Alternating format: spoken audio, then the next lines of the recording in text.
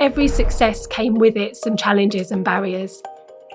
In fact, the first time I ever applied for a job, and I was probably about 17, I applied to one of the big 4 accounting firms. They knew I was deaf. They received my CV and said, "Oh, thank you very much. We'll keep your CV on our file and we'll get back to you." But they didn't, ever. Was it because I was deaf? Is that why they never got back to me? Is that why I didn't get the job with them?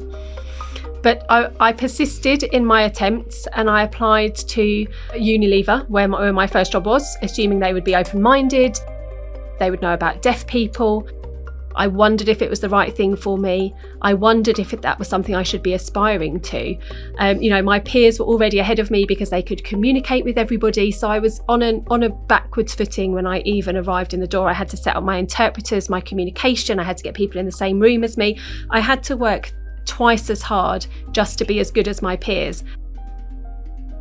I think you just have to accept that in the normal world, in the everyday world, that's what happens. I've learned to stop saying, "Oh, sorry, I'm deaf."